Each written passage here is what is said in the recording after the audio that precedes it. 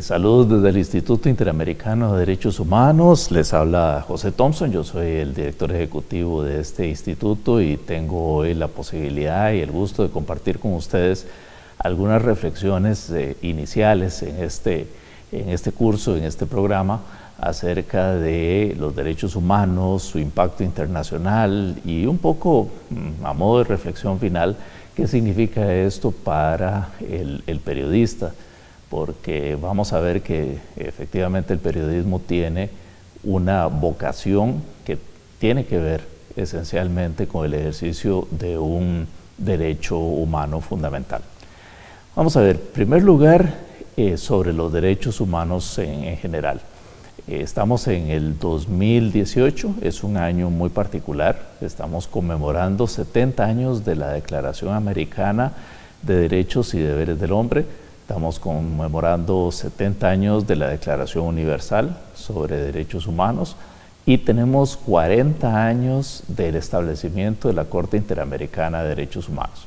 Entonces tenemos un año de conmemoraciones, un año que simboliza mucho en la historia de los temas de derechos humanos. Y un poquito creo que conviene repasar dónde nació todos los temas de derechos humanos, cómo se fueron transformando de un asunto filosófico en un asunto jurídico y después cómo se fueron transformando de un asunto nacional a un tema internacional. Y a eso es a lo que planeo dedicar los próximos minutos con la paciencia de todas y todos ustedes. Vamos a ver, por muchos siglos, desde la antigüedad, hubo una serie de pensadores que estuvieron planteando que el ser humano tiene valor en sí mismo. Esto, por supuesto, dependió de las culturas, ¿no? Había culturas en las cuales los hombres eran seres humanos, eran personas, las mujeres no lo eran. Hubo culturas en las cuales los niños eran asimilados a las cosas. Hubo culturas en las cuales los extranjeros no tenían derechos, solamente los ciudadanos. Hubo culturas en las cuales estuvieron muchas personas bajo la condición de esclavos y por lo tanto no eran sujetos de derecho en realidad. Pero bueno, sea como sea, aún con estas vicisitudes históricas, lo cierto del caso es que hubo pensadores que plantearon que el ser humano tiene valor y que es muy importante reconocerle al ser humano ciertos atributos derivados de su condición de persona. ¿Y cuáles serían esos atributos? De nuevo varió de un pensador a otro.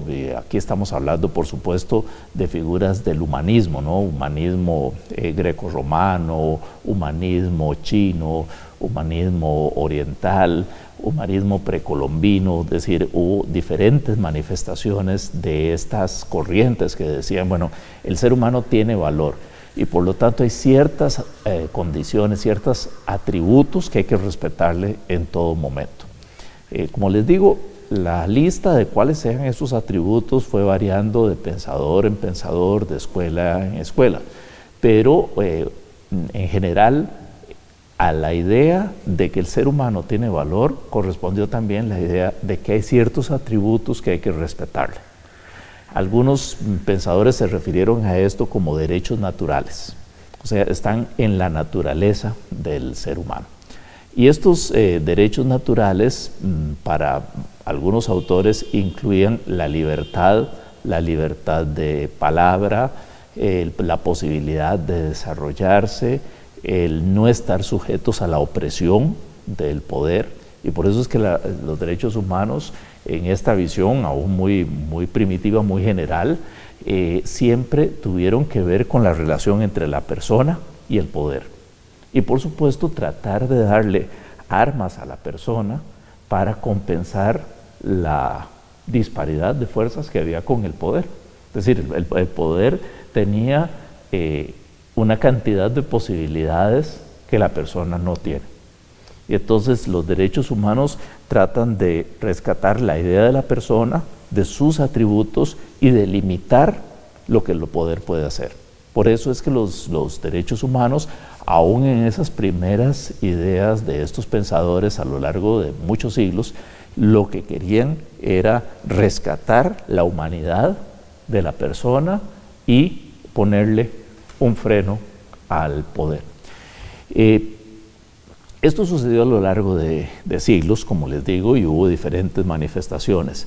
No tuvo un correlato, no se transformó en una institución jurídica, sino hasta que estamos hablando de la escuela clásica del derecho natural, y ya para entonces estamos hablando del siglo XVI en adelante, en donde encontramos a pensadores muy determinantes como Hobbes, Locke, Rousseau, que serán nombres familiares para ustedes, y que fue gente que rescató esta idea de los derechos naturales de la persona, pero ahora lo puso a la base de un modelo político. Entonces ahora el gobierno tenía que ser aceptado por las personas, tenía que estar fundamentado en estos derechos, y en el momento en que el gobierno no respetara estos derechos, en ese momento el gobierno perdía legitimidad. Y por lo tanto, los derechos de las personas eran el fundamento, el origen, digamos, del gobierno, pero también la clave para su legitimidad. Y esto, como ustedes comprenderán, también tenía que ver con la idea que planteamos hace unos minutos. Defender a la persona frente a las enormes facultades que tiene el poder. Tratar de salvar esa distancia. Y lo importante de la escuela clásica es que no se quedó en un pensamiento filosófico, sino que generó todos los movimientos políticos que dieron lugar al movimiento por la independencia en Estados Unidos, que dieron lugar a la Revolución Francesa, que replantearon el orden político en el mundo. Entonces, quienes ansiaban luchar por la libertad tomaron estas ideas de los derechos naturales y se volvieron abanderados de los derechos naturales. Por eso, y esto es muy importante a nivel histórico, es que la primera declaración de independencia o constitución que incluye derechos de las personas es la Declaración de Virginia de Estados Unidos. Y vean que estamos hablando ya de un siglo más allá, es decir, de cómo estas ideas de la escuela clásica fueron alimentando movimientos independentistas y en el caso de Francia movimientos revolucionarios, pero también instalaron una idea que es muy importante, la idea de que cuando un Estado se declara como tal, se da una constitución, o sea, se define como Estado, se define qué tipo de Estado es, pero también hace una lista de derechos que le reconoce a toda persona que esté bajo su jurisdicción. Y esta es una idea absolutamente central, porque vean que aquí ya se transforma lo que los pensadores a lo largo de siglos habían dicho de los atributos de la persona, pero ahora se transforma en una institución jurídica. Ahora la gente va a tener en las constituciones una lista de derechos que el Estado se compromete a respetar. Y por supuesto luego van a surgir una serie de instrumentos también jurídicos para que las personas puedan reclamar si es que el Estado no les está respetando estos derechos, lo que se conoce como violaciones de derechos humanos. Conforme la idea de darse una constitución se fue extendiendo por el mundo, así se extendió también la idea de incluir una lista de derechos para las personas en toda constitución. Y esto quiere decir que, digamos, esta idea central de una constitución, una lista de derechos, se expandió por el mundo.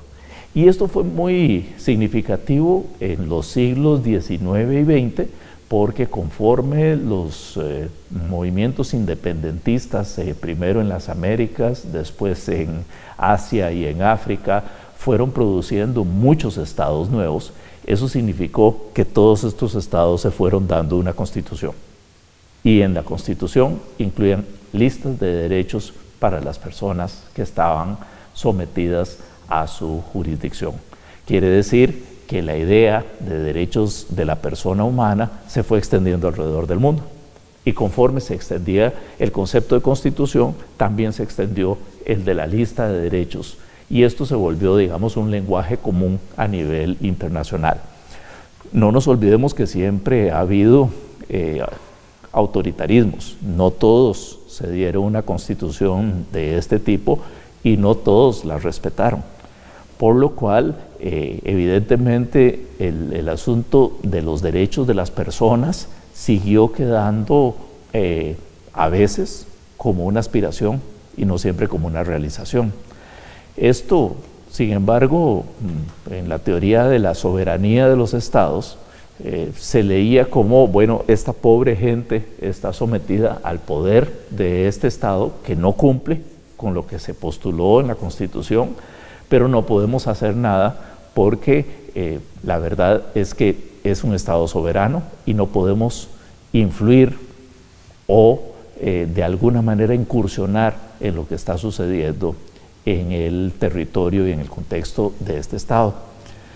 Y podemos decir que las cosas vinieron a cambiar radicalmente solo en el siglo XX, con producto del impacto de las guerras mundiales, la primera, que fue una de las guerras más crueles que se han vivido, más cruentas, ¿no? La cantidad de víctimas, el nivel de dramatismo, de batallas interminables, la convierten en un terrible referente histórico. Pero cuando llega la Segunda Guerra Mundial, aparece también la figura claramente delineada de no solamente el conflicto armado, sino también el genocidio. El aprovechar el contexto de una guerra para también producir daño, diezmar, buscar exterminar a grupos humanos simplemente por su condición de tales, aunque no estuvieran participando en el conflicto armado. Entonces, esta situación es claramente el detonante para que cuando finalmente termina la Segunda Guerra Mundial, el mundo empiece a decir, no podemos dejar que lo que le pasa a los seres humanos esté determinado por el estado en el que se encuentran. Que si tuvo la buena fortuna de estar en un estado respetuoso de su constitución, le vaya bien, y si le tocó la mala suerte de estar en un estado abusador, genocida, entonces le va a ir mal a la persona.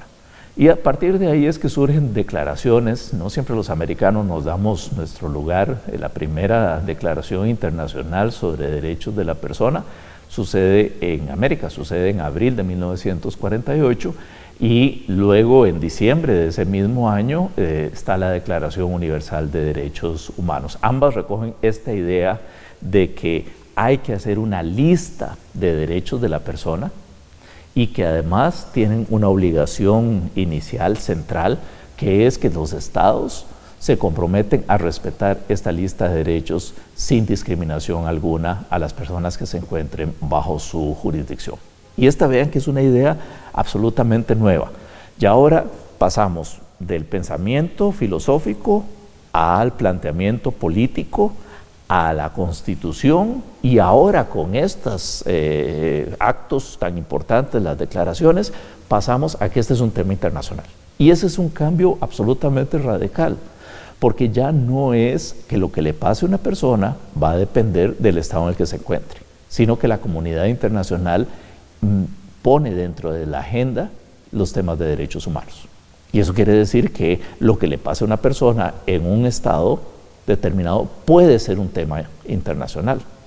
Hasta ahí llegaron las declaraciones. Sin embargo, todos le reconocemos en el plano internacional que 1948 es el año en donde nace el derecho internacional de los derechos humanos. Es decir, en donde el derecho internacional se empieza a preocupar por la persona y en donde la persona puede tener mecanismos ante el derecho internacional para reclamar sus derechos, lo cual es un cambio enorme, cualitativo, y que luego pues evolucionará de la manera que les voy a explicar más adelante. Estas declaraciones también inspiraron la construcción de sistemas. Pasaron varios años, en el sistema europeo menos años, en el sistema universal pasarían 18 años, En el sistema interamericano habría un desarrollo desigual. Primero se creó una Comisión Interamericana de Derechos Humanos. Recién en 1969 se adoptó el Pacto de San José de Costa Rica o Convención Americana sobre Derechos Humanos, y este instrumento tardó casi 10 años en entrar en vigor porque no reunía las ratificaciones necesarias. Y es un instrumento muy importante porque permitió que, además de la Comisión Interamericana de Derechos Humanos, existiera la figura de la Corte Interamericana de Derechos Humanos. Bien, entonces aquí tenemos ya la construcción de sistemas. ¿Qué implican los sistemas? Bueno, un paso más allá de las declaraciones. Implican que tenemos tratados obligatorios para los estados, en donde estos se comprometen a respetar derechos a los individuos. ¿Cuál es la diferencia? Bueno, que no solamente está el compromiso de los estados, sino que se crean órganos para que puedan efectivamente vigilar que los estados cumplan con esa obligación. Y eso significa también que los individuos, las personas, pueden acudir a instancias internacionales a reclamar sus derechos si es que sus estados no se los han respetado. Ven, entonces aquí tenemos un elemento distinto. Antes teníamos solamente declaraciones, ahora tenemos tratados obligatorios, tenemos órganos especializados internacionales y tenemos procedimientos para que las personas puedan reclamar sus derechos. Esos tres elementos, tratado obligatorio, órganos, procedimientos para los individuos, son lo que constituye un sistema internacional de protección de derechos humanos. En la actualidad podemos decir que tenemos un sistema en Naciones Unidas que es de alcance global. Tenemos un sistema europeo que fue el primero que se completó y el primero que inició sus trabajos desde los años 50. Tenemos un sistema interamericano que, como les decía, empezó primero creando un órgano, después adoptando el tratado obligatorio, después poniendo la figura de la Corte ya en pleno desarrollo, y tenemos un sistema africano que es el más reciente, que debió esperar hasta los años 80 para empezar su actuación.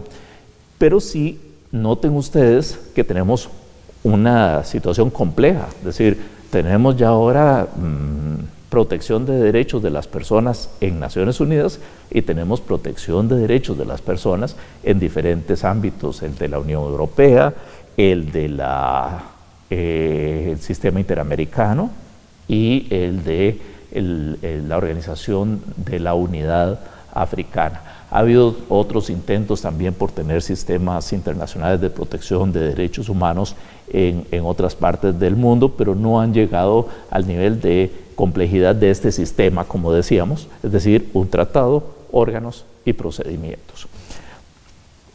Esto es muy importante además porque quiere decir que las violaciones de derechos humanos ya no solamente son un tema de la agenda internacional, sino que convierten al individuo en un sujeto de interés para el derecho internacional y para órganos del derecho internacional. De nuevo, un cambio de paradigma. Antes de esto, solo los estados importaban para el derecho internacional. Después del nacimiento de los sistemas de protección internacional de derechos humanos, el individuo importa para el derecho internacional. Y el individuo, en un hecho que sucede frente a su estado, en su territorio, frecuentemente con la nacionalidad de ese mismo estado, se vuelve internacional, sin embargo, porque hay una norma en un tratado internacional que ha dicho que esa persona debe gozar de ese derecho y que en caso de que no le sea respetado, puede acudir a un procedimiento y a un órgano internacional. Esa es la importancia capital de los sistemas internacionales de derechos humanos, lo cual además pues luego se vendría a revolucionar cada vez más, reconociendo no solamente en instrumentos generales, listas de derechos, sino también empezando a reconocer las necesidades de grupos específicos. Empiezan a surgir convenciones y tratados sobre derechos de las mujeres, prohibición de discriminación por razón del sexo, la protección a las diferentes manifestaciones étnicas en el mundo y por lo tanto la prohibición de discriminación racial, los derechos de los niños y las niñas y por lo tanto la existencia de procedimientos para defender los derechos de niños y niñas. Vean la distancia que hemos cubierto, ¿no? Quería rescatar esta idea de mujeres, de diversidad étnica y de niños y niñas para que ustedes vean el salto que hemos dado, ¿no? De que esta gente pudiera ser consideradas objetos, cosas, a que sean efectivamente personas. Recuerden que hace un rato hablábamos de que cuando se discutía entre los griegos y entre los romanos acerca de derechos de las personas, en realidad estaban pensando únicamente en hombres libres ciudadanos. Eso no incluía ni a los extranjeros, ni incluía a las mujeres, ni incluía a los niños. Y con todo este replanteamiento, el concepto de persona se vuelve universal y es, por lo tanto, defendible ante los sistemas. También en el plano interamericano hemos tenido una evolución que es bien interesante. Hemos pasado de tener solamente la Convención Americana a tener una cantidad de instrumentos que tienen que ver con la prohibición de la tortura, la prohibición de la desaparición forzada de personas y una serie de temas que han culminado hace apenas un par de años con la adopción de la última convención, que es la Convención de Derechos de Personas de la Tercera Edad, la más nueva de las convenciones sobre derechos humanos en el plano interamericano. Entonces, lo importante de este desarrollo es que ha replanteado el papel de la persona, que ha creado instrumentos internacionales en materia de derechos humanos y algo que no tenía precedentes. Ha creado tribunales internacionales cuyo único objetivo es defender los derechos de las personas. Por eso es tan importante la conmemoración que tenemos este año, 40 años de existencia de la Corte Interamericana de Derechos Humanos. Y no crean, pero no siempre los estados comprenden plenamente el sentido de un tribunal de derechos humanos. No siempre, a pesar de que los estados mismos fueron los que lo crearon, es decir, los tribunales de derechos humanos, los tratados de derechos humanos no surgieron de la nada, surgieron de un consenso de los estados. Nadie obligó a un estado a firmar o a ratificar un tratado de derechos humanos. Nadie obligó a un estado a reconocer la competencia de un tribunal en materia de derechos humanos. Pero sin embargo, a pesar de que son obra de los estados, a veces a los estados se les olvida para qué existen estos sistemas, por qué existen estos tribunales. Se les olvida que desde 1948 los mismos estados dijeron, este ya no es un asunto de la incumbencia interna de los estados, este es un asunto internacional.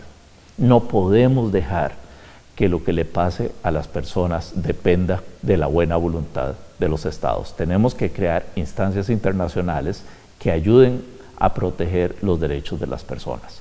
Y a esto es que obedecen los tribunales internacionales en materia de derechos humanos. Y por eso es importante recordar que existen, tampoco es que existen solamente en esta parte del mundo, hay un Tribunal Europeo de Derechos Humanos, hay una Corte Africana de Derechos Humanos y de los Pueblos, y está la Corte Interamericana de Derechos Humanos. Como les digo, 40 años cumple en esta oportunidad y tiene pues ya resueltos más de 220 casos en vía contenciosa y además ha emitido una cantidad de opiniones consultivas que son de carácter más general y que lo que tienen que ver es con la interpretación de las normas vigentes en el sistema y la compatibilidad entre normas nacionales y esas normas internacionales. ¿Por qué importa esto para el tema del periodismo?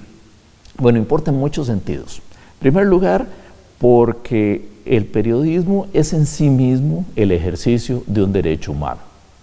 Dentro de todas las listas de derechos que ustedes van a encontrar la libertad de expresión como uno de ellos. Y si ustedes analizan el artículo 13 de la Convención Americana sobre Derechos Humanos, este protege la libertad de expresión más ampliamente que ningún otro sistema. Se le dio mucha importancia a la libertad de expresión. Y además, ahora que les mencionaba opiniones consultivas, una de las primeras que la Corte Interamericana de Derechos Humanos emitió tuvo que ver con el papel del periodista.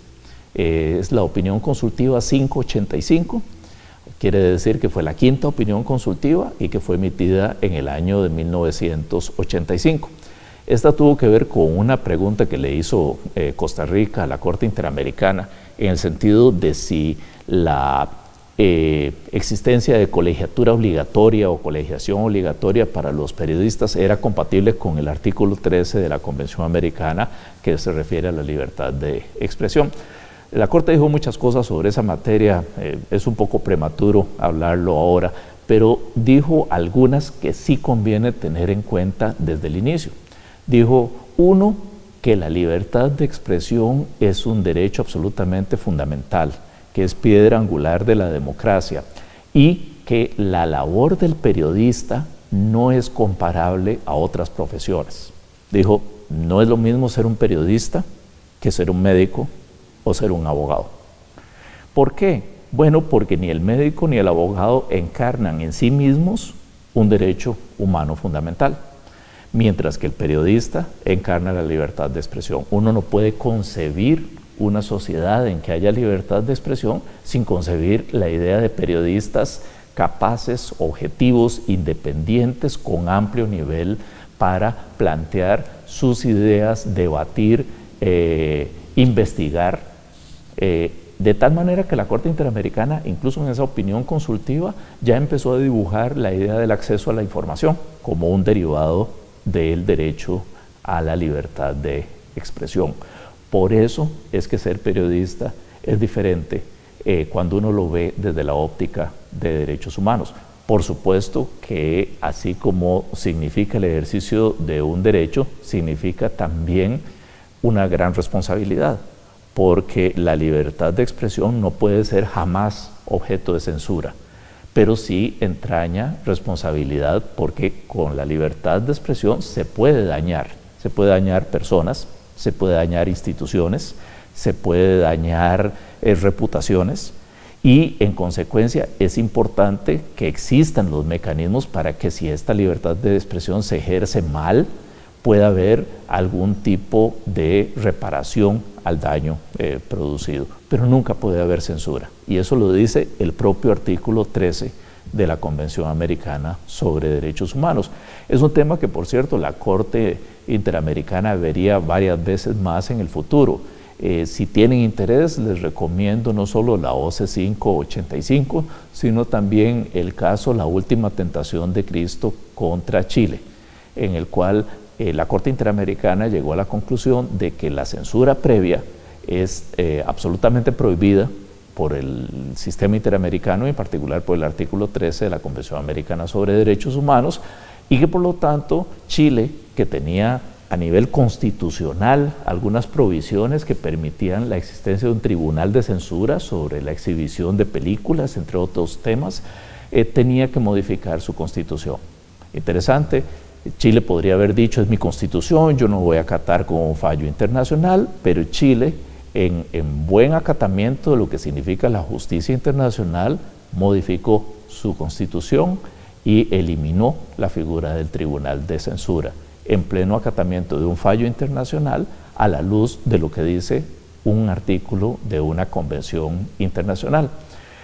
Y también hay otra faceta que es muy importante del periodismo respecto a los derechos humanos, que es el periodismo informa a una sociedad, y el periodismo contribuye de manera significativa a la generación de una opinión pública nacional y a veces una opinión pública internacional, es decir, a lo que la gente piensa y lo que son las corrientes de ideas, es decir, qué se considera adecuado, qué se considera inadecuado, qué es positivo, qué es negativo, qué debe impulsarse, qué debe contenerse. Esos movimientos son la opinión pública. Y el periodismo tiene una influencia directa, y el periodista, la periodista, tiene una influencia directa en la formación de esa opinión pública. Hoy en día ya sabemos que hay otros factores, las redes sociales, que es todo un fenómeno que está replanteando algunas de estos postulados, pero el periodista y el periodismo siguen siendo factores importantísimos en determinar la opinión pública. Por lo tanto, también el periodista debe conocer más acerca de derechos humanos a la hora de hablar, a la hora de escribir, a la hora de reportar, a la hora de emitir una opinión sobre temas de derechos humanos, porque tiene una enorme responsabilidad. De lo que diga puede derivarse también una idea, una concepción, un movimiento en la opinión pública que sea, digamos, favorable o desfavorable a los derechos humanos. Y ahí hay una importancia muy grande de la labor periodística. Algunas ideas acerca de qué entraña, o qué significa, o qué consecuencias trae este ejercicio del periodismo responsable en concordancia con derechos humanos. Bueno, conocer mejor sobre los derechos antes de escribir o hablar sobre ellos. Hay mucha gente, por ejemplo, que toma las sentencias internacionales y no se preocupa por saber en qué contexto se dan, cómo es ese tribunal, qué significa una sentencia internacional, y a veces hasta se ponen las sentencias como si fueran un objeto de popularidad, si gustan o no gustan, en lugar de ser algo que se tiene que acatar más que gustar. Piensen ustedes si harían lo mismo con una sentencia de un tribunal nacional. Los tribunales internacionales no deberían ser diferentes. Otro enfoque importante para el periodista es, bueno, no ser exclusivamente cuantitativos. En el mundo que vivimos, con tanta población, con tanto nivel de información que hay alrededor del mundo, a veces tendemos a ser cuantitativos. 40 personas murieron a causa de la opresión de un gobierno en América Latina. Bueno, ahí no hay 40 personas que murieron, ahí hay 40 dramas humanos que involucran a familias, que involucran a amigos. Hay 40 afrentas a la dignidad humana que deberían ser resueltas internacionalmente. Hay 40 razones para que ese régimen haya perdido legitimidad. Entonces, es importante ir un poco más allá y no solamente hablar de lo cuantitativo cuando vemos temas de derechos humanos, porque muy a menudo lo cualitativo es mucho más importante y tiene que ver precisamente con la voluntad de cumplimiento de estas obligaciones internacionales de las que hablábamos hace un momento. También comprender el mundo como lo vivimos hoy en día. Es un mundo interconectado, es un mundo en donde ya no es una cuestión de si el Estado quiere cumplir, sino que el Estado está obligado a cumplir. Y en ese sentido, darle relevancia a lo que dicen los órganos internacionales. Alguna gente puede preguntarse, ¿por qué lo que dice un órgano internacional va a ser mejor que lo que diga un Estado? Por la historia. Porque si en 1948 los estados, tanto en América como en todo el mundo, hicieron una declaración americana y universal, fue porque comprendieron que los derechos de las personas no pueden quedar en manos de la buena voluntad soberana de los estados. Comprendieron que este es un tema internacional. Comprendieron que no puede ser que porque a una persona le tocó la mala suerte de estar bajo un régimen que no reconoce sus derechos, no pueda hacer nada al respecto y todo el mundo tenga que asistir de brazos cruzados a la opresión de ese gobierno. Por esa razón es que les dejo con esta idea, con este concepto, esperando pues haber provocado entre ustedes algunas reflexiones y algunas ideas que puedan marcar el desarrollo de este programa, en donde evidentemente todos estos temas se van a profundizar adecuadamente. Los saludo nuevamente desde el Instituto Interamericano de Derechos Humanos y les deseo lo mejor en este programa de estudios.